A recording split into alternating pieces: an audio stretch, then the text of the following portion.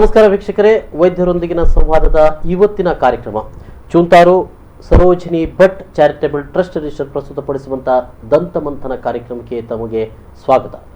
Doctor Murali Mohan ಚುಂತಾರು ಅವರು ಈ ದಿನ ಯಾವ ವಿಚಾರದ ಬಗೆಗೆ ದಂತ ಮಂಥನದಲ್ಲಿ ಪ್ರಸ್ತುತಪಡಿಸಲಿಕ್ಕಿದ್ದಾರೆ ಅನ್ನುವಂಥದ್ರ ಬಗೆಗೆ ಇವತ್ತು ನಾವು ಚರ್ಚೆ ನಡೆಸಲಿಕ್ಕಿದೆ. ಬಹಳ ಮುಖ್ಯವಾಗಿ ಈ ದಿನ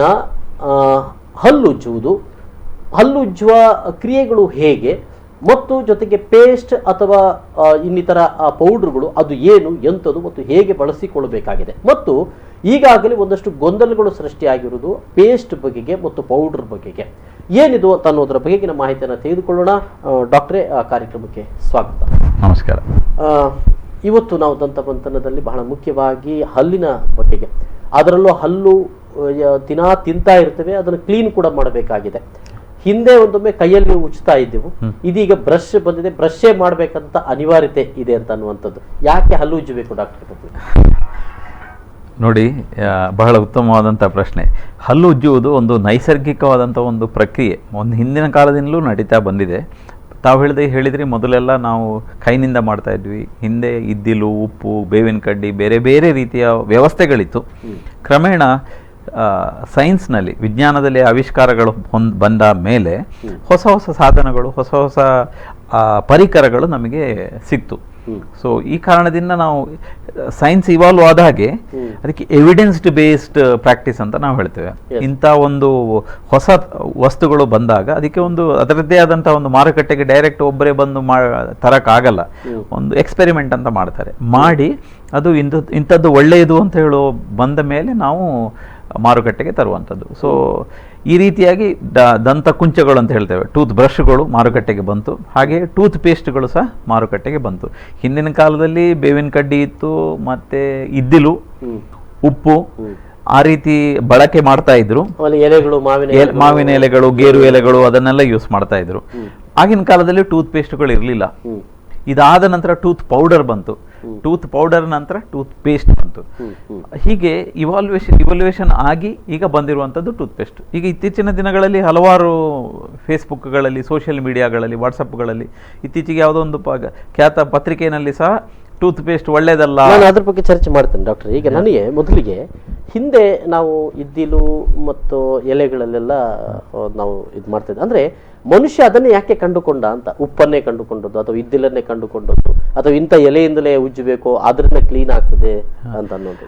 ನೋಡಿ, ಒಂದು ಹಲ್ಲನ್ನು ಕ್ಲೀನ್ ಮಾಡಬೇಕಾದ್ರೆ ಹಲ್ಲಿಗಿಂತ ಗಟ್ಟಿಯಾದ ವಸ್ತುವನ್ನು ನಾವು ಉಪಯೋಗ ಮಾಡಿದರೆ ಹಲ್ಲಿಗೆ ಡ್ಯಾಮೇಜ್ ಆಗೋ ಸಾಧ್ಯತೆ, ಇದು ತುಂಬ ಕಾಮನ್ ಸೆನ್ಸ್. ಈಗ ಕಲ್ಲಿನಿಂದ ಹಲ್ಲನ್ನು ಉಜ್ಜಿದ್ರೆ ಹಲ್ಲು ಹಾಳಾಗ್ತದೆ, ಹಲ್ಲು ಕ್ಲೀನ್ ಆಗ್ಬೋದು. ಹಾಗಿರುವ ನಿಟ್ಟಿನಲ್ಲಿ ಅದು ಮನುಷ್ಯನಿಗೆ ಒಂದು ಸಹಜವಾದಂತಹ ಕುತೂಹಲ ಇರುತ್ತದೆ. ಸೊ ಹಲ್ಲಿಗಿಂತ ಮೆತ್ತಗಿರುವಂತಹ ಮೆದುವಾದಂತಹ ವಸ್ತುವಿನಿಂದ ಹಲ್ಲನ್ನು ಉಜ್ಜಲಿಕ್ಕೆ ಆರಂಭ ಮಾಡಿದರು. ಸೊ ಈಗ ನಾವೇನು ಹೇಳ್ತೇವೆ, ಗೇರು ಎಲೆ ಇರ್ಬೋದು ಅಥವಾ ತೆಂಗಿನ ನಾರು ಇರ್ಬೋದು, ಯಾವುದೇ ನಾರುಯುಕ್ತ ವಸ್ತುಗಳಿಂದ ಹಲ್ಲು ತುಂಬಾ, ಹಲ್ಲಿನ ಹೊರಭಾಗ ತುಂಬಾ ಇದಾಗಿರುತ್ತೆ, ಸ್ಮೂತ್ ಆಗಿದೆ ಮೇಲ್ಭಾಗ. ಸೊ ಹಲ್ಲಿಗಿಂತ ಕಠಿಣವಾದಂತಹ ಗಟ್ಟಿಯಾದ ವಸ್ತುವಿನಿಂದ ಉಜ್ಜಿದ್ರೆ ಹಲ್ಲಿಗೆ ಡ್ಯಾಮೇಜ್ ಆಗ್ತದೆ ಎಂಬ ಉದ್ದೇಶದಿಂದ ಈ ರೀತಿ. ಮತ್ತೆ ತಾವು ಉಪ್ಪು ಇರ್ಬೋದು, ಇದ್ದಿಲು ಇರ್ಬೋದು. ಇದ್ದಿಲು ಯಾಕೆ ಬಂತು ಅಂತ ಹೇಳಿದರೆ, ಇದ್ದಿಲು ಹಲ್ಲು ಬೆಳ್ಳಗಿರೋದು, ಇದ್ದಿಲು ಕಪ್ಪಗಿರುವಂಥದ್ದು. ಸೊ ಇದ್ದಿಲಿನಲ್ಲಿ ಸ್ವಲ್ಪ ಈ ಅಬ್ರೇಸಿವ್ ಕಂಟೆಂಟ್ ಇದೆ, ಈ ಸುಟ್ಟ ವಸ್ತುಗಳಲ್ಲಿ ಅಬ್ರೇಸಿವ್ ಕಂಟೆಂಟ್ಗಳಿರುತ್ತೆ. ಅದರಿಂದ ಉಜ್ಜಿದ್ರೆ ಹಲ್ಲಿನ ಮೇಲ್ಪದರಕ್ಕೆ ಯಾವುದೇ ಡ್ಯಾಮೇಜ್ ಆಗುವುದಿಲ್ಲ, ಹಲ್ಲನ್ನು ಕ್ಲೀನ್ ಶುಭ್ರಗೊಳಿಸ್ತದೆ. ಯಾಕೆಂದರೆ ಯಾವುದೇ ಒಂದು ವಸ್ತುವನ್ನು ಬ್ಲ್ಯಾಕ್ ಬ್ಯಾಕ್ಗ್ರೌಂಡಲ್ಲಿ ನೋಡಿದಾಗ ಬೆಳ್ಳಗೆ ಜಾಸ್ತಿ ಕಾಣ್ತದೆ. ಸೊ ತಾತ್ಕಾಲಿಕವಾಗಿ ಇದ್ದಿಲಿನ ಉಜ್ಜಿದಾಗ ಹಲ್ಲು ಬೆಳ್ಳಗೆ ಜಾಸ್ತಿ ಬಂದ ರೀತಿ ಅವರಿಗೆ ಪಾತ್ರೆ ತೊಳಿಲಿಕ್ಕೆ ಇದ್ದಿಲನ್ನ ಬಳಕೆ ಮಾಡ್ತಾ ಇದ್ರು. ಹೌದು, ಅದು ಕ್ಲೀನ್ ಆಗ್ತದೆ, ಹಾಗಾಗಿ ಹಲ್ಲು ಕೂಡ ಕ್ಲೀನ್ ಆಗ್ತದೆ ಅನ್ನುವಂಥ ಮನೋಭಾವನೆ ಹೌದು. ಯಾವುದೇ ಒಂದು ಸೈಂಟಿಫಿಕ್ ಆದಂಥ, ವೈಜ್ಞಾನಿಕವಾದಂಥ ಒಂದು ಪುರಾವೆ ಇಲ್ಲ. ಸೊ ಅದನ್ನು ಯೂಸ್ ಮಾಡಿದ್ರು ಬಳಕೆ. ಅಂದ್ರೆ ಯಾವುದಕ್ಕೂ ಕೂಡ ಮಾವಿನ ಎಲೆ ಅಥವಾ ಯಾವುದಕ್ಕೂ ಸೈಂಟಿಫಿಕ್ ಆಗಿ ಯಾವುದೇ ರೀತಿಯ ಸ್ಟಡಿಗಳಿಂದ ಅದರಿಂದ ಹಲ್ಲಿಗೆ ಬೆನಿಫಿಟ್ ಇದೆ ಅಂತ ಹೇಳಿ ಇಲ್ಲ. ಹಾಗೆ ಹಾನಿ ಆಗ್ತದೆ ಅಂತೂ ಸಹ ಯಾವುದೇ ರೀತಿಯಂತ ಸಂಶೋಧನೆಗಳು ನಡೆದಿಲ್ಲ. ಆದ್ರೆ ಒಂದಂತೂ ಸತ್ಯ, ಬೇವಿನ ಕಡ್ಡಿ ಇರ್ಬೋದು, ಗೇರು ಎಲೆ ಇರ್ಬೋದು, ತೆಂಗಿನ ನಾರು ಇರ್ಬೋದು ಇವೆಲ್ಲ ಟೂತ್ ಬ್ರಷ್ ಇಲ್ಲದಿರುವ ಸಂದರ್ಭಗಳಲ್ಲಿ ಬಹುಶಃ ಹಲ್ಲನ್ನು ಖಂಡಿತವಾಗಿ ಸಹ ಕ್ಲೀನ್ ಮಾಡಲಿಕ್ಕೆ ಒಂದು ಪರಿಪೂರ್ಣ ಸಾಧನ ಆಗಿತ್ತು ಆಗಿನ ಕಾಲದಲ್ಲಿ. ಆಗಿನ ಕಾಲದಲ್ಲಿ ಟೂತ್ ಬ್ರಷ್ ಇದ್ದರೆ ಬಹುಶಃ ಅದನ್ನೇ ಬಳಕೆ ಮಾಡ್ತಿದ್ರು ಏನೋ. ಕ್ರಮೇಣ ಇದೆಲ್ಲ ಬಳಸಿದ ಬೇವಿನ ಕಡ್ಡಿ ನೋಡಿ, ಅದನ್ನು ಬಳಸಿ ಆಮೇಲೆ ಕ್ರಮೇಣ ಅದರ ಬ್ರಿಸಲ್ಸ್ ಥರ ಅದು ಇದಾದಾಗ ಮುಂದೆ ನಮಗೆ ಮನುಷ್ಯನಿಗೆ ಅನಿಸ್ತು ನಾವು ಬಹುಶಃ ಇದರಿಂದ ಟೂತ್ ಪೇಸ್ಟ್ ಅಂತ ಟೂತ್ ಬ್ರಷ್ಗಳನ್ನು ಮಾಡಬಹುದು ಅಂತ ಹೇಳೋ ಒಂದು ಕಲ್ಪನೆ ಮನುಷ್ಯನಿಗೆ ಬಂದಿರಬಹುದು. ಹಾಗೆ ಅದು ಮುಂದೆ ಟೂತ್ ಬ್ರಷ್ ಆಗಿ ಕನ್ವರ್ಟ್ ಆಗಿ ಈಗ ನಾವು ಏನು ಕಾಣ್ತೇವೆ, ಪ್ರತಿಯೊಬ್ಬರು ಸಹ ಬ್ರಷ್ ಅಲ್ಲಿ ಹಲ್ಲುಜ್ಜುವಂತ ಪ್ರಕ್ರಿಯೆ ನಡೀತಾ ಇದೆ. ಡಾಕ್ಟರ್, ಪೇಸ್ಟ್ ಅದು ಬಂದಂತ ಆರಂಭದ ದಿನಗಳು, ಬಹುಶಃ ಪೇಸ್ಟ್ ಬಂದಾಗ ಅದರಿಂದ ಇದಕ್ಕೆ ಜನ ಹೋಗುವಂತ ಒಂದು ಸಂದರ್ಭ ಏನಿದು ಪೇಸ್ಟ್ ಅಂತ ನೋಡಿ. ಪೇಸ್ಟ್ಗಳು 1880-90 ಇಸ್ವಿನಲ್ಲಿ ಕಾಲಿನ್ಸ್ ಅಂತ ಹೇಳೋ ಒಂದು ಕಂಪನಿ, ಬಹುಶಃ ಅದು ಬಹಳ ದೊಡ್ಡ ಕಂಪನಿ, ಜರ್ಮನಿ ಬೇಸ್ಡ್ ಕಂಪನಿ. ಅವರು ಈ ಟೂತ್ ಪೇಸ್ಟ್ಗಳನ್ನು ಈ ಟ್ಯೂಬ್ಗಳಲ್ಲಿ ಹಾಕಿ, ಕೊಲಾಪ್ಸಿಬಲ್ ಟ್ಯೂಬ್ಗಳಲ್ಲಿ ಹಾಕಿ ಸೇಲ್ ಮಾಡಿ ಸೈಂಟಿಫಿಕ್ ಆಗಿ ಅದನ್ನು ತಂದರು. ಅದರಲ್ಲಿ ಮಾಮೂಲಿಯಾದಂತಹ ಈ ನೊರೆ ಬರುವಂಥ ಸೋಡಿಯಂ ಲಾರೈಲ್ ಸಲ್ಫೇಟ್ ಅಂತ ಹೇಳ್ಬೋದು, ಅಥವಾ phosphate based, calcium phosphate based, ಇದು ಹಲ್ಲಿನಲ್ಲಿರುವಂಥ ಕ್ಯಾಲ್ಸಿಯಂ ಜೊತೆ ಸಂಘರ್ಷ ಮಾಡಿಕೊಂಡು ಫ್ಲೋರೈಡ್ ಇರುವಂಥ ಪೇಸ್ಟ್ಗಳು ಸೇರಿಕೊಂಡು ಹಲ್ಲಿನ ಪದರವನ್ನು ರಕ್ಷಿಸ್ತದೆ ಅಂತ ಉದ್ದೇಶದಿಂದ ಈ ರೀತಿ ಶುರು ಮಾಡಿದ್ರು. ಕ್ರಮೇಣ ಜನರು ಈ ಟೂತ್ ಪೇಸ್ಟ್ಗಳನ್ನು ಬಳಸಲಿಕ್ಕೆ, ಮತ್ತು ಮಾರುಕಟ್ಟೆ ತಂತ್ರನೂ ಇದೆ, ಇಲ್ಲ ಅಂತ ಹೇಳಲ್ಲ. ಮಾರುಕಟ್ಟೆಯಲ್ಲಿ ಮಲ್ಟಿನ್ಯಾಷನಲ್ ಕಂಪನಿಗಳು ಈ ರೀತಿಯ ಒಂದು ಟೂತ್ ಪೇಸ್ಟ್ಗಳನ್ನು ಬಳಸಬೇಕು ಅಂತೇಳಿ ಅಗ್ರೆಸಿವ್ ಮಾರ್ಕೆಟಿಂಗ್ ಮಾಡಿ ಬಹುಶಃ ಜನರು ಅದಕ್ಕೆ ಮಾರು ಹೋದರು. ಅದರ ನಂತರ 1900ನೇ ಇಸ್ವಿನಲ್ಲಿ 1995ನಲ್ಲಿ ಕಾಲ್ಗೇಟ್ ಕಂಪನಿ ಈ ಕಾಲಿನ್ಸ್ ಕಂಪನಿಯನ್ನು ಕಂಪ್ಲೀಟ್ ಆಗಿ ಟೇಕ್ ಓವರ್ ಮಾಡಿ ವಿಶ್ವದಾದ್ಯಂತ ಈಗ ಟೂತ್ ಪೇಸ್ಟ್ ಅಂದರೆ ಕಾಲ್ಗೇಟ್ ಅಂತ ಹೇಳುವ ಸ್ಥಿತಿನಲ್ಲಿ ಬೆಳೆದು ಬಂದುಬಿಟ್ಟಿದೆ. ಎಸ್ ಡಾಕ್ಟ್ರೆ, ಮತ್ತಷ್ಟು ಮಾಹಿತಿಗಳನ್ನು ಪಡೆದುಕೊಳ್ಬೇಕು. ಒಂದು ಸಣ್ಣ ವಿರಾಮದ ಬಳಿಕ ದಂತಮಂಥನ ಕಾರ್ಯಕ್ರಮ ಮುಂದುವರೆಯುತ್ತದೆ.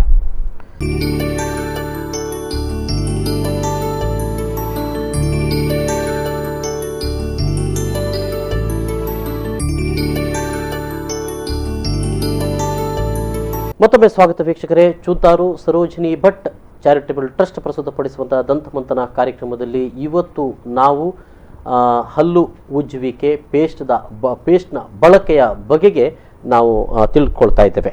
ಡಾಕ್ಟ್ರೇ, ಪೇಸ್ಟ್ ಬಂದಂಥ ಒಂದು ಸಂದರ್ಭ ಅಂದರೆ ನೀವೀಗಾಗಲೇ ಹೇಳ್ತಾ ಇದ್ರಿ, ಅದರಲ್ಲಿರುವಂಥ ವೈಜ್ಞಾನಿಕವಾದಂಥ ಒಂದಷ್ಟು ಅಂಶಗಳ ಬಗೆಗೆ ಬೇರೆ ಬೇರೆ ವೆರೈಟಿಗಳು ಬಂತು ಪೇಸ್ಟ್ಗಳಲ್ಲಿ, ಅದು ಇದು ಇನ್ನೊಂದು ಮತ್ತೊಂದು ಅಂತ ಅನ್ನುವಂಥದ್ದು. ಅಂದರೆ ನೀವು ಹೇಳಿದಾಗೆ ಇದೊಂದು ಮಾರ್ಕೆಟಿಂಗ್ ಸ್ಟ್ರಾಟಜಿ ಅಂತನೋ ಅಥವಾ ಅದರ ಬೇರೆ ಬೇರೆ ರೀತಿಯಾದ ವೈಜ್ಞಾನಿಕವಾಗಿ ಅದು ಮೂಡಿ ಬಂದವುಗಳು ಅಂತ? ನೋಡಿ, ಪೇಸ್ಟ್ಗಳಲ್ಲಿ ಬಹಳಷ್ಟು ವಿಧದ ಪೇಸ್ಟ್ಗಳಿದೆ. ಕೆಲವೊಂದು ನಾರ್ಮಲ್ ಟೂತ್ ಪೇಸ್ಟ್ಗಳು ಅಂತ ನಾವೇನು ಹೇಳ್ತೇವೆ, ರೆಗ್ಯುಲರ್ ಆಗಿ ದಿನನಿತ್ಯದ ಬಳಕೆಯಲ್ಲಿ ಹಲ್ಲುಜ್ಜಲಿಕ್ಕೆ ಯೂಸ್ ಮಾಡುವಂಥ ಟೂತ್ ಪೇಸ್ಟ್ಗಳು. ಕಮರ್ಷಿಯಲ್ ಆಗಿ ಏನೇನು ಬರ್ತದೆ ಬೇರೆ ಬೇರೆ ಕಂಪನಿಗಳು, ಈಗ ನಾವು ಬೇರೆ ಯಾವುದೇ ವಸ್ತುಗಳಿಗೆ, ಈಗ ಫಾರ್ ಎಕ್ಸಾಂಪಲ್ ಜೀನ್ಸ್ ಆದರೆ ಹಲವು ಕಂಪನಿಗಳು ಜೀನ್ಸ್ ಉತ್ಪನ್ನಗಳನ್ನು ಮಾಡ್ತದೆ. ಹಾಗೆ ಟೂತ್ ಪೇಸ್ಟ್ಗೆ ಸಹ ಪೆಪ್ಸೋಡೆಂಟ್ ಇದೆ, ಮತ್ತು ಕಾಲ್ಗೇಟ್ ಇದೆ, ಬೇರೆ ಬೇರೆ ಸಿಬಾಕಾ ಇದೆ, ಬೇರೆ ಬೇರೆ ಕಂಪನಿಗಳು, ರಾಮದೇವ್ ಕಂಪನಿಗಳು ಇದೆ, ಬೇರೆ ಬೇರೆ ಕಂಪನಿಗಳು ಮಾರ್ಕೆಟಿಂಗ್ ಮಾಡೋದು. ಅವು ಬೇರೆ ಬೇರೆ ಬಣ್ಣದಲ್ಲಿ, ಮೊದಲು ಟೂತ್ ಪೇಸ್ಟ್ ಅಂದರೆ ಬೆಳ್ಳಗೆ ಅಂತ ಇತ್ತು, ಈಗ ಬೆಳ್ಳಗೆ ಇದೆ, ಕೆಂಪು ಇದೆ, ಬ್ಲೂ ಇದೆ, ಎಲ್ಲ ಬೇರೆ ಬೇರೆ ಬಣ್ಣ ಮಿಶ್ರಿತವಾಗಿದೆ ಎಲ್ಲ. ಇದು ಒಂದು ಜನರನ್ನ ಅಟ್ರಾಕ್ಟ್ ಮಾಡಲಿಕ್ಕೆ ಮಾಡುವಂಥ ಒಂದು ಪ್ರಕ್ರಿಯೆ ಅಷ್ಟೇ. ಈ ನಾರ್ಮಲ್ ಟೂತ್ ಪೇಸ್ಟ್ಗಳು ಹೀಗೆ ಇವಲ್ಯೂಷನ್ ಆದ ಹಾಗೆ ಮನುಷ್ಯನಿಗೆ ತೊಂದರೆಗಳು, ನಮ್ಮ ಆಹಾರ ಪದ್ಧತಿಗಳು ಬದಲಾದಂತೆ ನಮ್ಮ ದಂತ ಸಂಬಂಧಿ ರೋಗಗಳು, ತೊಂದರೆಗಳು ಜಾಸ್ತಿ ಆಗಲಿಕ್ಕೆ ಶುರುವಾಯಿತು. ಫಾರ್ ಎಕ್ಸಾಂಪಲ್, ಹಲ್ಲು ಸವದೋಗ್ಲಿಕ್ಕೆ ನಾವು ತಿನ್ನುವ ಆಹಾರ, ನಾವು ಕುಡಿಯುವಂತಹ ಪದಾರ್ಥಗಳಿಂದ ಹಲ್ಲಿನ ಎನಾಮಲ್ ಕರೆಗೆ ಹೋಗುವ. ಹಿಂದಿನ ಕಾಲದಲ್ಲೆಲ್ಲ ನಾವು ತಿನ್ನುತ್ತಿದ್ದ ಕಚ್ಚಾ ಆಹಾರಗಳಿಂದ ಸೆಲ್ಫ್ ಕ್ಲೆನ್ಸಿಂಗ್ ಆಗಿತ್ತು, ಹಲ್ಲು ಹಾಳಾಗ್ತಾ ಇರಲಿಲ್ಲ, ಹಲ್ಲು ಕ್ಲೀನ್ ಆಗ್ತಾ ಇತ್ತು. ಈಗ ನಾವು ತಿನ್ನುವ ಆಹಾರಗಳಿಂದ ಹಲ್ಲಿನ ಎನಾಮಲ್ ಕರಗಿ ಹೋಗಿ ಹಲ್ಲಿನಲ್ಲಿ ಡೆಂಟಲ್ ಹೈಪರ್ ಸೆನ್ಸಿಟಿವಿಟಿ ಅಂತ, ಫಾರ್ ಎಕ್ಸಾಂಪಲ್ ಪರ್ಸನ್ ಅವರು ಜಾಸ್ತಿ ಕೋಕ್ ಪೆಪ್ಸಿ ಕುಡಿಯುವಂಥವನಾಗಿದ್ದರೆ ಅವನಿಗೆ ಡೆಂಟಲ್ ಹೈಪರ್ ಸೆನ್ಸಿಟಿವಿಟಿ, ಅತಿ ಸಂವೇದನೆ ಬರುವ ಸಾಧ್ಯತೆ ಇದೆ. ಅಂತಹ ಸಂದರ್ಭಗಳಲ್ಲಿ ಮತ್ತು ನಮ್ಮ ಹಲ್ಲು ಉಜ್ಜುವ ಪ್ರಕ್ರಿಯೆಯನ್ನು ಸರಿಯಾಗಿಲ್ಲದಿದ್ದರೆ ಹಲ್ಲಿನ ಎನಾಮಲ್ ಸೌದೋಗಿ ಈ ರೀತಿಯ ತೊಂದರೆಗಳು ಬಂದಾಗ ಮೆಡಿಕೇಟೆಡ್ ಟೂತ್ ಪೇಸ್ಟ್ಗಳನ್ನು ಮಾರ್ಕೆಟಿಗೆ ತರಲಾಯಿತು. ರೆಗ್ಯುಲರ್ ಪೇಸ್ಟ್ಗಳ ಜೊತೆಗೆ ಕೆಲವೊಂದು, ಈಗ ಪೊಟ್ಯಾಷಿಯಂ ಕ್ಲೋರೈಡ್ ಇರುವಂಥ ಪೇಸ್ಟ್, ಪೊಟ್ಯಾಷಿಯಂ ನೈಟ್ರೇಟ್ ಇರುವಂತಹ ಪೇಸ್ಟ್ಗಳು, ಮತ್ತೆ ಬೇರೆ ಬೇರೆ ಮೆಡಿಕೇಟೆಡ್ ಅಂದರೆ ಈ ಹಲ್ಲಿನ ಸಂವೇದನೆಯನ್ನು ಅತಿ ಸಂವೇದನೆಯನ್ನು ಕಡಿಮೆ ಮಾಡುವಂತಹ ಪೇಸ್ಟ್ಗಳು ಮಾರುಕಟ್ಟೆಗೆ ಬಂತು. ಅದು ನಮಗೆ ಓವರ್ ದ ಕೌಂಟರ್ ಆಗಿ ಸಿಗುವಂಥದ್ದಲ್ಲ. ದಂತ ವೈದ್ಯರು ನೋಡಿ ಅಗತ್ಯವಿದ್ದಾಗ ಇಂತಹ ಟೂತ್ಪೇಸ್ಟ್ಗಳನ್ನು ತಗೊಳ್ಳಿ. ಅದರಲ್ಲೂ ಹಲವಾರು ಕಂಪನಿಗಳಿಗಿದೆ, ಹಲವಾರು ಫಾರ್ಮಾಸ್ಯೂಟಿಕಲ್ ಕಂಪನಿ ಬೇರೆ ಬೇರೆ ರೀತಿಯ, ಈಗ ಶೈ ಅಂತ ಇರ್ಬೋದು, ಶೈ ಎನ್ ಎಮ್ ಅಂತ ಇರ್ಬೋದು, ಸೆನ್ಸೋಡೈನ್ ಅಂತ ಇರ್ಬೋದು, ಸೆನ್ಸೋಡೆಂಟ್ ಅಂತ ಇರ್ಬೋದು, ಒಮ್ನಿಡೆಂಟ್, ಆಮಿಂಟ್, ಬೇರೆ ಬೇರೆ ಕಂಪನಿಗಳಿದೆ. ಅದು ಓವರ್ ದ ಕೌಂಟರ್ ಅಲ್ಲ, ದಂತ ವೈದ್ಯರ ಪ್ರಿಸ್ಕ್ರಿಪ್ಷನ್ ಮೇಲೆ ಅದು ಸಿಗುವಂಥದ್ದು. ಇನ್ನು ಮಕ್ಕಳಿಗಾಗಿ ಬೇರೆ ಟೂತ್ಪೇಸ್ಟ್ಗಳು ಈಗ ಬಂದಿದೆ. ಅಂದರೆ ಸಾಮಾನ್ಯವಾಗಿ ಸಣ್ಣ ಮಕ್ಕಳಲ್ಲಿ ಹುಳುಕಾಗುವ ಸಾಧ್ಯತೆಗಳು ಜಾಸ್ತಿ ಇರ್ತದೆ. ಅಂಥವರಿಗೆ ಫ್ಲೋರೈಡ್ ಕಂಟೆಂಟ್ ಜಾಸ್ತಿ ಇದ್ದರೆ ನಾರ್ಮಲ್ ಟೂತ್ಪೇಸ್ಟ್ಗಳಿಗಿಂತ ಈ ಫ್ಲೋರೈಡ್ ಹಲ್ಲಿನ ಮೇಲೆ ಕ್ಯಾಲ್ಸಿಯಂ ಮತ್ತು ಫಾಸ್ಫೇಟ್ ಜೊತೆ ಹೊಂದಾಣಿಕೆ ಮಾಡಿಕೊಂಡು ಈ ಕ್ಯಾವಿಟಿ ಆಗೋದನ್ನು ತಡೀತದೆ. ಹಿಂದೆ ಸಣ್ಣದಿನಲ್ಲಿದ್ದಾಗ ಈ ಪೇಸ್ಟ್ಗಳೆಲ್ಲ ನಮಗೆ ಇದ್ದೇ ಇರಲಿಲ್ಲ. ಈಗಿನ ಮಕ್ಕಳಿಗೆ ಈ ರೀತಿಯ ಪೇಸ್ಟ್ಗಳು, ನೀವು ಹೇಳಿದಾಗೆ ಫ್ಲೋರೈಡ್ ಯುಕ್ತವಾದ ಪೇಸ್ಟ್ಗಳು ಬಂದಿರೋದ್ರಿಂದ ಅಂದರೆ ಏನು ಅಂದರೆ ನಮ್ಮ ಹಿಂದೆ ಸಣ್ಣದಿದ್ದ ಈಗ ಹಲ್ಲುಗಳು ಹಾಳಾಗಿರುವುದಕ್ಕೆ ಅವತ್ತು ನಾವು ಹಲ್ಲುಜ್ಜದೆ ಇರುವಂಥದ್ದು ಅಥವಾ ಇದ್ದಿಲು ಮತ್ತೊಂದು ಇನ್ನೊಂದು ಬಳಕೆ ಮಾಡಿರುವಂಥದ್ದು ಅದು ಕಾರಣ ಆಗಿದ್ದಿರಬಹುದು. ಮತ್ತು ಇವತ್ತಿನ ಮಕ್ಕಳು ಈ ರೀತಿಯಾದಂಥ ಬಹಳ ಸೊಫಿಸ್ಟಿಕೇಟೆಡ್ ಆದಂಥ ಪೇಸ್ಟ್ಗಳನ್ನು ಬಳಕೆ ಮಾಡ್ತಾರೆ. ಮುಂದೆ ಆರೋಗ್ಯಕರವಾದಂಥ ನೋಡಿ, ಹಿಂದಿನ ಕಾಲಕ್ಕೂ ಈಗಿನ ಕಾಲಕ್ಕೂ ಅಜಗಜಾಂತರ ವ್ಯತ್ಯಾಸ ಇದೆ. ಹಿಂದಿನ ಕಾಲದಲ್ಲಿ ನಮ್ಮ ಜೀವನ ಶೈಲಿನೂ ಹಾಗೆ ಇತ್ತು, ನಮ್ಮ ಆಹಾರ ಪದ್ಧತಿನೂ ಹಾಗೆ ಇತ್ತು. ದಂತ ಸಂಬಂಧ ಕಾಯಿಲೆಗಳು ಕಡಿಮೆ, ಬೆಳಕಿಗೆ ಬರ್ತಾ ಇರಲಿಲ್ಲ, ಕಡಿಮೆ ಇತ್ತು. ಈಗ ನಮ್ಮ ಜೀವನ ಶೈಲಿ ಇರ್ಬೋದು, ನಮ್ಮ ಆಹಾರ ಪದ್ಧತಿ ಇರ್ಬೋದು, ಅದರಿಂದಾಗಿ ದಂತ ಸಂಬಂಧಿ ರೋಗಗಳು ಜಾಸ್ತಿ ಆಗಿದೆ. ಹಾಗಿರುವಾಗ ಈ ರೀತಿಯ ಹೊಸದಾದಂತಹ ಮಾರುಕಟ್ಟೆಗೆ ಬಂದಂತಹ ಟೂತ್ಪೇಸ್ಟ್ಗಳಿರ್ಬೋದು, ಅದರಿಂದ ಉಪಯೋಗ ಇದೆ. ಯಾವುದೇ ಒಂದು ಟೂತ್ಪೇಸ್ಟ್ಗಳನ್ನು ಮಾರುಕಟ್ಟೆಗೆ ತರುವಾಗ ಯಾವನೋ ಒಬ್ಬ ಕಂಪೆನಿ ಮಾರುಕಟ್ಟೆಗೆ ತರುವುದಿಲ್ಲ, ಅದರದ್ದೇ ಆದಂಥ ಟ್ರಯಲ್ ಮಾಡಿ ಇಂಡಿಯನ್ IPA ಅಂತ ಇದೆ, ಇಂಡಿಯನ್ ಫಾರ್ಮಾ ಅಂತ ಹೇಳಿ ಅವರಿಂದ ಲೈಸೆನ್ಸ್ ಪಡೆದು ಟ್ರೇಡಿಂಗ್ ಲೈಸೆನ್ಸ್ ತೆಗೆದು ಅದು ಪ್ರೂವ್ ಆದಮೇಲೆ ಮಾತ್ರ ಮಾರುಕಟ್ಟೆಗೆ ಬಿಡುವಂಥದ್ದು. ಯಾವುದೇ ಒಂದು ಔಷಧಿಯನ್ನು ಹಾಗೆ. ಸೊ ಈ ರೀತಿ ಮಾಡಿ ಮಾರುಕಟ್ಟೆಗೆ ಮಾಡಿ ಆಮೇಲೆ ಅದನ್ನು ಬಳಸುವಂಥದ್ದು. ಅದರಲ್ಲಿ ಯಾವುದಾದ್ರು ಸೈಡ್ ಇಫೆಕ್ಟ್ಸ್ ಇದ್ದರೆ ಅದರ ಬಗ್ಗೆ ಕೂಲಂಕುಷವಾಗಿ ವೈಜ್ಞಾನಿಕವಾಗಿ ಪುರಾವೆಗಳನ್ನು ಒದಗಿಸಬೇಕು. ಅದು ಸರಿ ಇಲ್ಲ ಅಂತೇಳಿ ಇವತ್ತು ಟೂತ್ಪೇಸ್ಟ್ ಆ ಪೇಸ್ಟ್ ಯೂಸ್ ಮಾಡಬೇಡಿ. ಈಗ ಸೋಷಿಯಲ್ ಮೀಡಿಯಾದಲ್ಲಿ ನೋಡ್ತಾ ಇದ್ದೇವೆ ನಾವು, ಟೂತ್ಪೇಸ್ಟ್ ಬಳಸಬೇಡಿ, ಅದು ಹಾನಿಕಾರಕ. ಈಗ ಟ್ರೈಕ್ಲೋಸಾನ್ ಅಂತ ಇದೆ, ಫಾರ್ ಎಕ್ಸಾಂಪಲ್ ಕಳೆದ ವಾರ ಯಾವುದೋ ಒಂದು ಪತ್ರಿಕೆಯಲ್ಲಿ ನಾನು ನೋಡಿದೆ, ಅದು ಕ್ರಿಮಿನಾಶಕ. ಹೌದು, ಟ್ರೈಕ್ಲೋಸಾನ್ ಕ್ರಿಮಿನಾಶಕ ಆಗಿಯೇ ಯೂಸ್ ಮಾಡೋದು. ನಾನು ಅದಕ್ಕೆ ಬರ್ತೇನೆ ಡಾಕ್ಟ್ರೇ. ಈಗ ಬೇರೆ ಬೇರೆ ನೀವು ಹೇಳಿದ ಹಾಗೆ ಪತ್ರಿಕೆಗಳಲ್ಲೂ ಮತ್ತು ಸಾಮಾಜಿಕ ಜಾಲತಾಣಗಳಲ್ಲೂ ಬರುವಂಥದ್ದು, ಅದರಲ್ಲಿ ಎಲುಬಿನ ಪೌಡರ್ಗಳನ್ನು ಹಾಕ್ತಾರೆ ಅಥವಾ ಅದರಲ್ಲಿ ಕೊಬ್ಬಿನ ಅಂಶ, ಪ್ರಾಣಿಗಳ ಕೊಬ್ಬಿನ ಅಂಶಗಳನ್ನು ಕೂಡ ಬಳಕೆ ಮಾಡ್ತಾರೆ ಅಂತ ಅನ್ನುವಂಥ ವಿಚಾರಗಳೆಲ್ಲ ಏನಿದು? ನೋಡಿ, ಇದಕ್ಕೆ ಸಬ್ಸ್ಟ್ಯಾನ್ಷಿಯಲ್ ಎವಿಡೆನ್ಸ್ ನಮಗೆ ಕೊಡಬೇಕಾಗತ್ತೆ. ಯಾರೋ ಒಬ್ಬರು ಸೋಷಿಯಲ್ ಮೀಡಿಯಾದಲ್ಲಿ ಅದರಲ್ಲಿ ಇದು ದನದ ಮಾಂಸ ಇದೆ ಅಥವಾ ಇನ್ಯಾವುದೋ ಇದೆ ಅಂತ ಹೇಳಿದರೆ ಅದು ಒಪ್ಪುವಂಥ ವಿಚಾರ ಅಲ್ಲ. ಅದಕ್ಕೆ ಎವಿಡೆನ್ಸ್ ಕೊಡಬೇಕು. ಎವಿಡೆನ್ಸ್ ಕೊಡದೆ ಈಗ ನಾವು ಎವಿಡೆನ್ಸ್ ಬೇಸ್ಡ್ ಪ್ರಾಕ್ಟೀಸ್ ಅಂತ ನಾವು ಏನು ಹೇಳ್ತೇವೆ, ಒಂದು ಪುರಾವೆ ಇರುವಂತಹ, ಈಗ ಒಂದು ಯಾವುದೇ ಕಂಟೆಂಟ್ ಏನಿದೆ ಇಂಥದ್ದೇ ಆ ಟೂತ್ಪೇಸ್ಟ್ಗಳಲ್ಲಿ ಹೊರಗಡೆ ಬರೆದಿರ್ತಾರೆ, ಈ ಟೂತ್ಪೇಸ್ಟ್ನಲ್ಲಿ ಇಂತಹ ಕಂಟೆಂಟ್ಗಳಿದೆ, it may be injurious to health ಅಂತ ತೊಂದರೆ ಇದ್ದರೆ ಬರಿಬೇಕಾಗತ್ತೆ. ಅದು ಡ್ರಗ್ ಲೈಸೆನ್ಸ್ ಕೊಡುವಾಗ ಮಾಡುವಂಥದ್ದು. ಸೊ ನನಗೆ ತಿಳಿದ ಪ್ರಕಾರ ಈ ರೀತಿ ಅಪಪ್ರಚಾರ ಮಾಡೋದು ಬೇರೆ ಒಂದು ಕಂಪನಿಗಳ, ಒಂದು ಕಂಪನಿಯವರು ಇನ್ನೊಂದು ಕಂಪನಿಗಳ ಪೈಪೋಟಿ. ಮುಖ್ಯವಾದಂಥ ಒಂದಷ್ಟು ವಿವಾದಗಳಾಗಿರುವಂಥದ್ದು ಕ್ಯಾನ್ಸರ್ ಕಾರಕವಾದಂಥ ಒಂದಷ್ಟು ಅಂಶಗಳಿದೆ ಪೇಸ್ಟ್ನಲ್ಲಿ ಅಂತ.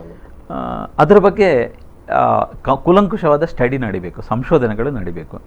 ಯಾರೋ ಒಬ್ಬರು ಹೇಳಿದರೆ ನೋಡಿ, ಟ್ರೈಕ್ಲೋಸಾನ್ ಅಂತ ಹೇಳ್ತೇವೆ, ಟ್ರೈಕ್ಲೋಸಾನ್ ನೀರಿನ ಜೊತೆ ಸೇರಿದಾಗ ಅದು ಕ್ಲೋರೋಫಾರ್ಮೇ ಆಗುತ್ತೆ. ಕ್ಲೋರೋಫಾರ್ಮ ಖಂಡಿತವಾಗಿ ದೇಹಕ್ಕೆ ಅದು ವಿಷಾನೇ. ಕ್ಲೋರೋಫಾರ್ಮ ಆಗುವ ಸಾಧ್ಯತೆ, ತೊಂದರೆ ಮಾಡುವ ಸಾಧ್ಯತೆ ಇದೆ. ಥೈರಾಯ್ಡ್ ತೊಂದರೆ ಬರುತ್ತೆ, ಕ್ಯಾನ್ಸರ್ ಬರುತ್ತೆ ಅಂತ ಹೇಳುವುದಕ್ಕೆ ಸರಿಯಾದ ಪುರಾವೆ ಬೇಕು, ಕನ್ಕ್ಲೂಸಿವ್ ಎವಿಡೆನ್ಸ್ ಬೇಕು ನಮಗೆ. ಸ್ಟಡಿ ಮಾಡಿ ಒಬ್ಬ ವ್ಯಕ್ತಿ 10 ವರ್ಷ ಆ ಪೇಸ್ಟ್ನಲ್ಲಿ ಹಲ್ಲು ಉಜ್ಜಿ 10 ವರ್ಷ ಆದ ನಂತರ ಅವನಿಗೆ ಏನೇನು ತೊಂದರೆಗಳಾಗಿದೆ ಅಂತ ಒಂದು ಸ್ಟಡಿ ಮಾಡಿ ಪ್ರೂವ್ ಮಾಡಿದರೆ ಆಗ್ಬೋದು. ಯಾವುದೋ ಒಬ್ಬ ವ್ಯಕ್ತಿಗೆ ಕ್ಯಾನ್ಸರ್ ಬಂದಿದೆ ಅಂತೇಳಿ ಅವನು ಟೂತ್ಪೇಸ್ಟ್ ಉಜ್ಜಿ ನಿಂದ ಬಂದದ್ದು ಅಂತ ಹೇಳೋಕ್ಕಾಗಲ್ಲ. ಯಾಕೆಂದರೆ ನಾವು ಕುಡಿಯುವ ಆಹಾರದಲ್ಲಿಯೂ ಕ್ಯಾನ್ಸರ್ ಕಾರಕ ವಸ್ತುಗಳಿದೆ, ನಾವು ಉಸಿರಾಡುವ ಗಾಳಿನಲ್ಲೂ ಇದೆ. Environment is polluted. ಬರೀ ಇವನು ಹಲ್ಲುಜ್ಜಿ ಇದರಿಂದ ಮಾತ್ರ ಅವನಿಗೆ ಬಂದಿದೆ ಅಂತ ಹೇಳೋಕ್ಕಾಗತ್ತಾ? ಆಗಲ್ಲ. ಹಾಗಿರುವಾಗ ಹಲವಾರು ಫ್ಯಾಕ್ಟರ್ಗಳು, ಕ್ಯಾನ್ಸರ್ ಬರುವುದಕ್ಕೆ ಒಂದು ಸಿಂಗಲ್ ರೀಸನ್ ಇನ್ನೂ ನಮಗೆ ಗೊತ್ತಾಗಲಿಲ್ಲ. ಹಲವು ಕಾರಣಗಳಿಂದ ಕ್ಯಾನ್ಸರ್ ಬರುವಂಥದ್ದು. ಈ ನಿಟ್ಟಿನಲ್ಲಿ ಬರೀ ಟೂತ್ಪೇಸ್ಟ್ನಿಂದ ಟ್ರೈಕ್ಲೋಸಾನ್ ಇದೆ ಅದರಿಂದ ಕ್ಯಾನ್ಸರ್ ಬರುತ್ತೆ ಅಂತ ಹೇಳೋದು ಖಂಡಿತವಾಗಿ ಒಪ್ಪತಕ್ಕ ವಿಚಾರ. ಇನ್ನೊಂದು ಪ್ರಮುಖ ಅಂಶಗಳ ಬಗ್ಗೆ ನಾನು ನಿಮ್ಮ ಜೊತೆ ಒಂದು ಗೊಂದಲ ನಿವಾರಿಸಿಕೊಳ್ಳಬೇಕು. ಬಳಿಕ ಮತ್ತೆ ದಂತ ಮಂಥನ ಕಾರ್ಯಕ್ರಮ ಮುಂದುವರಿಯುತ್ತದೆ.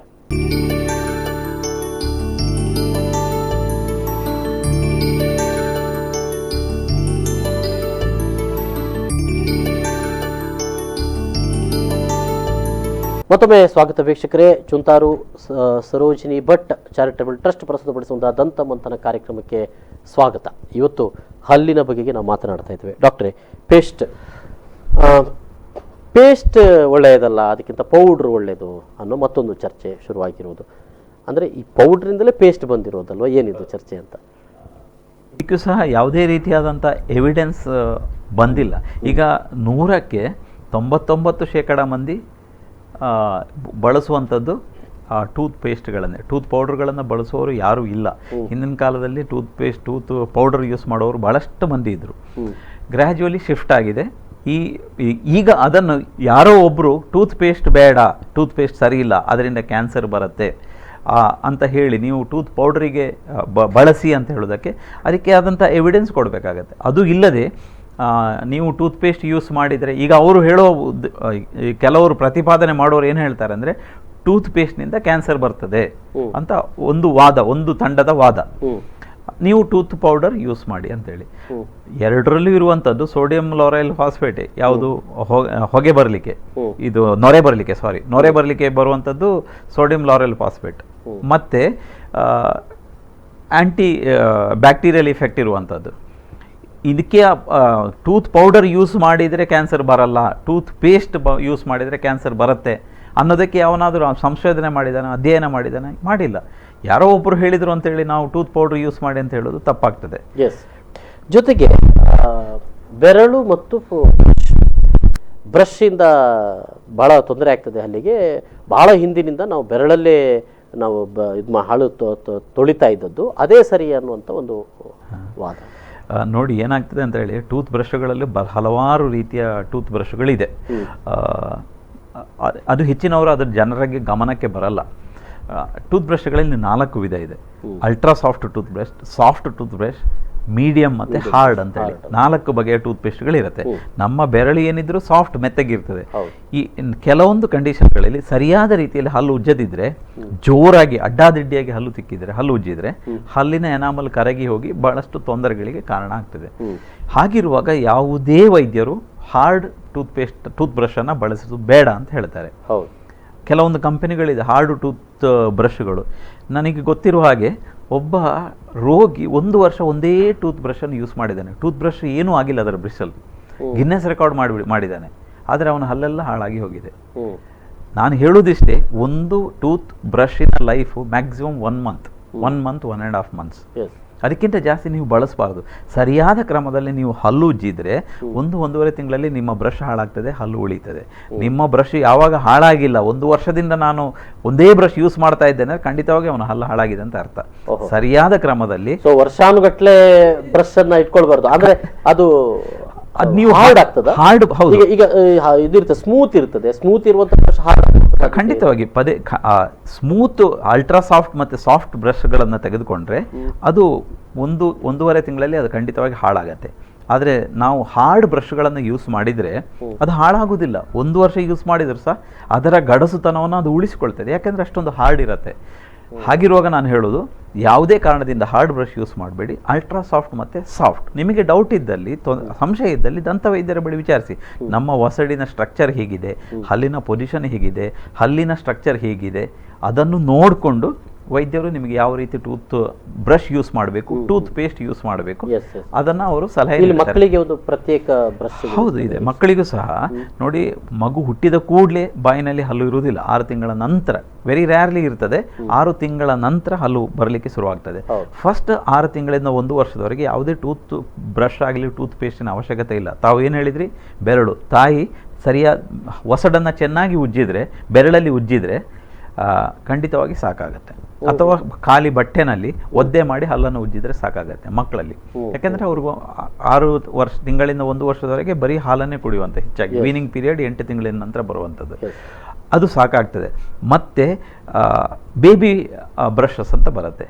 ಅದು 2 ವರ್ಷದವರೆಗೆ ಬೇಬಿ ಬ್ರಷ್ಗಳನ್ನು ತುಂಬ ಸಾಫ್ಟ್ ಆಗಿರುತ್ತೆ, ಮಗುವಿನ ಒಸಡು ತುಂಬ ಮೃದುವಾಗಿರುತ್ತೆ. ಹಾರ್ಡ್ನ ಯೂಸ್ ಮಾಡಿದರೆ ಗಾಯಗಳಾಗೋ ಸಾಧ್ಯತೆ ಇದೆ. ವೆರಿ ಸಾಫ್ಟ್ ಬ್ರಿಸಲ್ಸ್ ಇರುವಂಥ ಬೇಬಿ ಬ್ರಷ್ಗಳಂದಿದೆ. ಆಮೇಲೆ ಜೂನಿಯರ್ ಬ್ರಷ್ಗಳಂತ ಬರುತ್ತೆ, ಆಮೇಲೆ ರೆಗ್ಯುಲರ್ ಅಡಲ್ಟ್ ಬ್ರಷ್ಗಳಂತ ಬರುತ್ತೆ. ಅದು ದಂತವೈದ್ಯರು ನೀವು ಬಳಿ ಹೋದರೆ ಅವ್ರು ಇಂಥದೇ ಬ್ರಷ್ ಯೂಸ್ ಮಾಡಿ ಅಂತ ಹೇಳ್ತಾರೆ. ಏನಂದರೆ ಮತ್ತೆ ಮಕ್ಕಳಲ್ಲಿ ನಾವು ಬೇರೆ ಬೇರೆ ಕಲರ್ನ ಬ್ರಷ್ಗಳನ್ನು ಕೊಡ್ತೇವೆ. ಮಕ್ಕಳಲ್ಲಿ ಹಲ್ಲುಜ್ಜುವ ಪ್ರಕ್ರಿಯೆ ಎನ್ನುವುದು ಒಂದು ಆಟದ ರೀತಿಯಲ್ಲಿ ಆಗಬೇಕು. ಅದು ಅವರಿಗೆ ಶಿಕ್ಷೆ ಅಂತ ಹೇಳಿದರೆ ಯಾವ ಮಕ್ಕಳು ಹಲ್ಲುಜ್ಜಲ್ಲ. ಏನು ಮಾಡಬೇಕಂದ್ರೆ 4-5 ಬಣ್ಣದ ಬ್ರಷ್ಗಳನ್ನು ಇಟ್ಕೊಂಡು ಮಂಡೇ ಇವತ್ತು red colour, Tuesday blue colour ಅಂತೇಳಿ ಅದರ ಹ್ಯಾಂಡಲ್ನ ಕಲರನ್ನು ಯೂಸ್ ಮಾಡಿದರೆ ಮಗು ಐಡೆಂಟಿಫೈ ಮಾಡುತ್ತೆ, ಓ ಇವತ್ತು ಟ್ಯೂಸ್ಡೇ ನಾನು ಬ್ಲೂ ಬ್ರಷಲ್ಲಿ ಹಲ್ಲುಜ್ಜೋದು ಅಂತೇಳಿ. ಆ ಹಲ್ಲುಜ್ಜುವ ಪ್ರಕ್ರಿಯೆಯನ್ನು ಅವರಿಗೊಂದು ಆಟದ ರೀತಿಯಲ್ಲಿ ಮಾಡಿದರೆ, ಶಿಕ್ಷೆ ಆಗದ ರೀತಿಯಲ್ಲಿ ಮಾಡಿದರೆ ಖಂಡಿತವಾಗಿಯೂ ಅದನ್ನು ಎಂಜಾಯ್ ಮಾಡ್ತಾರೆ. ಹಲ್ಲು ಚೆನ್ನಾಗಿರುತ್ತೆ, ಯಾವುದೇ ತೊಂದರೆಗಳು ಬರಲ್ಲ. ಬ್ರಷ್ ಮಾಡುವಂಥ ಶೈಲಿ ಹಿಂದೆ ಮೊದಲು ಬ್ರಷ್ ಪೇಸ್ಟ್ ಸಿಕ್ಕಿದಾಗ ಹೀಗೆ ಉಜ್ಜೋದು, ಮತ್ತೆ ಅದು ಡಾಕ್ಟರ್ ಹೇಳಿದ್ರು ಮೇಲೆ ಕೆಳಗೆ ಮಾಡಬೇಕು ಅಂತ ಅನ್ನುವಂಥದ್ದು ಎಲ್ರಿಗೂ ಅದು ಅನ್ವಯಿಸ್ತದೆ. ಹೌದೌದು, ಖಂಡಿತವಾಗಿ. ಹಲ್ಲು ಉಜ್ಜುವುದು ಅಂದರೆ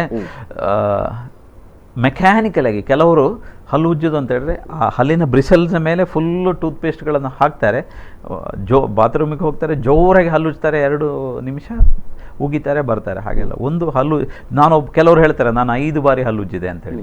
ಅದರ ಅಗತ್ಯ ಇಲ್ಲ. ದಿನಕ್ಕೆ 5 ಬಾರಿ ಹಲ್ಲು ಉಜ್ಜಿದವನು ಮೂರ್ಖನೇ ನಾನು ಹೇಳ್ತೇನೆ. ದಿನಕ್ಕೆ 2 ಬಾರಿ ಹಲ್ಲು ಉಜ್ಜಿದ್ರೆ ಸಾಕು.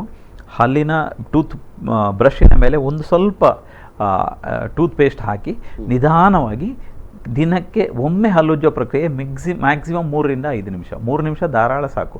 ನಿಧಾನವಾಗಿ ಮೇಲೆ ಕೆಳಗೆ ಹಲ್ಲುಜ್ಜುವಂಥದ್ದು, ಮತ್ತು ಮೇಲ್ಭಾಗವನ್ನು ಹಿಂದೆ ಮುಂದೆ ಮಾಡುವಂಥದ್ದು. ಹಲ್ಲಿನ ಹೊರಗಿನ ಭಾಗದಲ್ಲಿ ಯಾವುದೇ ರೀತಿಯಂಥ ಇದು ಸ್ಮೂತ್ ಸರ್ಫೇಸ್ ಆಗಿರುತ್ತೆ. ನಿಧಾನವಾಗಿ ಮೇಲೆ ಕೆಳಗೆ ಹಲ್ಲುಜ್ಜಿದ್ರೆ ಕ್ಲೀನ್ ಆಗುತ್ತೆ. ಆದರೆ ಹಲ್ಲಿನ ಮೇಲ್ಭಾಗದಲ್ಲಿ ಪಿಟ್ಸ್ ಆ್ಯಂಡ್ ಫಿಶರ್ಸ್ ಅಂತ ಇರುತ್ತೆ, ಅಲ್ಲಿ ಆಹಾರ ಪದಾರ್ಥಗಳು ಸಿಕ್ಕಿ ಹಾಕುವ ಸಾಧ್ಯತೆಗಳಿದೆ. ಅಂತಹ ಜಾಗದಲ್ಲಿ ಹಿಂದೆ ಮುಂದೆ ಮಾಡಿ ಹಲ್ಲನ್ನು ಕ್ಲೀನ್ ಮಾಡುವಂಥದ್ದು. ಮತ್ತು ಹಲ್ಲುಗಳ ನಡುವೆ ಏನಾದರೂ ಆಹಾರ ಕಣ ಸಿಕ್ಕಿದರೆ ಡೆಂಟಲ್ ಫ್ಲಾಸಿಂಗ್ ಅಂತ ಇರುತ್ತೆ, ದಂತದಾರ ಅಂತ ಹೇಳ್ತೀವಿ, ಹಲ್ಲುಗಳ ನಡುವೆ ಕ್ಲೀನ್ ಮಾಡುವಂಥದ್ದು. ಇಷ್ಟು ಮಾಡಿದರೆ ಧಾರಾಳ ಸಾಕು. 3-5 ನಿಮಿಷ ದಿನಕ್ಕೆ 2 ಬಾರಿ ಹಲ್ಲು ಉಜ್ಜಿದ್ರೆ ಸಾಕು. 1.5 ತಿಂಗಳು, 2 ತಿಂಗಳು, 1 ತಿಂಗಳು, 1.5-2 ತಿಂಗಳುಗಳ ಬ್ರಷನ್ನು ಚೇಂಜ್ ಮಾಡಿದರೆ ಖಂಡಿತವಾಗಿ ಹಲ್ಲಿನ ಆರೋಗ್ಯವನ್ನು ಚೆನ್ನಾಗಿ ಇಟ್ಕೊಳ್ಳೋದು. ಸೊ ಪೇಸ್ಟ್ ಮತ್ತು ಬ್ರಷ್ ಇವತ್ತಿನ ಅನಿವಾರ್ಯತೆ ಎರಡೂ ಬೇಕಾಗಿದೆ ಅಂತ ಖಂಡಿತವಾಗಿ. ಇಂಥ ವಿವಾದಗಳ ಬಗೆಗೆ ಯಾರು ಅದಕ್ಕೆ ಕಿವಿ ಕೊಡಬೇಕಾಗಿಲ್ಲ. ಖಂಡಿತವಾಗಿ ವಿವಾದಗಳ ಬಗೆಗೆ ಹಲ್ಲು ಉಜ್ಜಿ ಕ್ಯಾನ್ಸರ್ ಬಂದಿದೆ ಅಂತ ಹೇಳಿ ಯಾವನಾದರೂ ಒಬ್ಬ ಹೇಳಿದರೆ ಅದಕ್ಕೆ ಎವಿಡೆನ್ಸ್ ಬೇಕು. ಹಲ್ಲು ಟೂತ್ ಪೇಸ್ಟ್ನಿಂದ ಕ್ಯಾನ್ಸರ್ ಬಂದಿದೆ ಅಂತ ಹೇಳಿದರೆ ಅದಕ್ಕೆ ಎವಿಡೆನ್ಸ್ ನಮಗೆ ನೀಡಿದರೆ ಖಂಡಿತವಾಗಿ ನಾವು ಒಪ್ಕೊಳ್ತೀವಿ. ಒಂದು ಕ್ಯಾನ್ಸರ್ ಬರಬೇಕಾದ್ರೆ 10 ಹಲವು ಕಾರಣಗಳಿರುತ್ತೆ. ಬರೀ ಒಬ್ಬ ಜೀವಮಾನ ಇಡೀ ನಾವು ಹಲ್ಲುಜ್ಜುತ್ತೇವೆ, ಹಾಗಾದರೆ ಹಲ್ಲುಜ್ಜಿದವರಿಗೆಲ್ಲರಿಗೂ ಕ್ಯಾನ್ಸರ್ ಬರ್ತದೆ? ಅದು ಸಾಧ್ಯನೇ ಇಲ್ಲ. ಹಾಗೆಲ್ಲ ಯಾವುದೇ ಒಂದು ಸತ್ಯಾಸತ್ಯತೆ ಅರಿಯದೆ ಒಂದು ರೀತಿಯ ಆರೋಪ ಮಾಡೋದು ಅದು ಖಂಡಿತವಾಗಿ ಸರಿಯಲ್ಲ. ಸರಿಯಾದ ರೀತಿಯಲ್ಲಿ ಈ ನಿಟ್ಟಿನಲ್ಲಿ ಸಂಶೋಧನೆ ನಡೀಲಿ. ನಾನೇನು ಟೂತ್ ಪೇಸ್ಟ್ ಕಂಪನಿಯನ್ನು ಪ್ರಮೋಟ್ ಮಾಡ್ತಾ ಇಲ್ಲ, ನಾನು ದಂತವೈದ್ಯ ವೃತ್ತಿನಲ್ಲಿ. ದಿನ ನನ್ನ ರೋಗಿಗಳಿಗೆ ಕೇಳಿದ್ರು. ಇವತ್ತು ಒಂದು 5 ಜನ ಬಂದು ಕೇಳಿದರು, ಡಾಕ್ಟ್ರೇ ಪೇಪರಲ್ಲಿ ಬಂದಿದೆ ಹಲ್ಲುಜ್ಜಿದ್ರೆ ಕ್ಯಾನ್ಸರ್ ಬರುತ್ತಾ ಅಂತ ಹೇಳಿ. ನಾನು ಹೇಳಿದೆ ಕ್ಯಾನ್ಸರ್ ಅಷ್ಟು ಸುಲಭದಲ್ಲಿ ಬರುವುದಿಲ್ಲ, ಕ್ಯಾನ್ಸರ್ ಬರಲಿಕ್ಕೆ ಅದರದ್ದೇ ಆದಂಥ ರೀಸನ್ಗಳಿದೆ, ದಯವಿಟ್ಟು ಹಲ್ಲುಜ್ಜೋದನ್ನ ಕಂಟಿನ್ಯೂ ಮಾಡಿ. ಆಸ್ ಎ ಡಾಕ್ಟರ್ ನಮ್ಮ ರೆಸ್ಪಾನ್ಸಿಬಿಲಿಟಿ ಏನಂದರೆ ಜನರಲ್ಲಿ ಇರುವಂತಹ ಗೊಂದಲಗಳನ್ನು ನಿವಾರಿಸೋದು. ನಾನು ವೀಕ್ಷಕರಿಗೆ ಹೇಳೋದಿಷ್ಟೇ, ಖಂಡಿತವಾಗಿ ಹಲ್ಲುಜ್ಜುವ ಪ್ರಕ್ರಿಯೆಯನ್ನು ಎಂಜಾಯ್ ಮಾಡಿ. 3 ನಿಮಿಷಗಳ ಕಾಲ ದಿನಕ್ಕೆ 2 ಬಾರಿ ಹಲ್ಲು ಉಜ್ಜಿ. ನೀವು ಬಳಸುವ ಟೂತ್ಪೇಸ್ಟ್ಗಳನ್ನು ಆದಷ್ಟು ಬಿಳಿ ಬಣ್ಣದ ಟೂತ್ಪೇಸ್ಟ್ಗಳನ್ನು ಯೂಸ್ ಮಾಡಿದರೆ ಖಂಡಿತವಾಗಿ 100 ವರ್ಷಗಳ ಕಾಲ ಖಂಡಿತವಾಗಿ ಹಲ್ಲಿನ ಆರೋಗ್ಯವನ್ನು ಕಾಪಾಡಿಕೊಳ್ಳಬಹುದು. ಎಸ್ ಡಾಕ್ಟರ್, ಧನ್ಯವಾದಗಳು ಡಾಕ್ಟರ್ ಸಂವಾದದಲ್ಲಿ ಮಾಹಿತಿ ನೀಡಿದ್ದಕ್ಕೆ. ಹಾಗೆ ವೀಕ್ಷಕರೇ, ಇದು ಇವತ್ತಿನ ವೈದ್ಯರೊಂದಿಗಿನ ಸಂವಾದ. ನಿರಂತರ ಸುದ್ದಿ ಮನೋರಂಜನೆ ಮುಂದುವರಿಯುತ್ತದೆ. ನೋಡ್ತಾ ಇರಿ V4 ನ್ಯೂಸ್. ನಮಸ್ಕಾರ.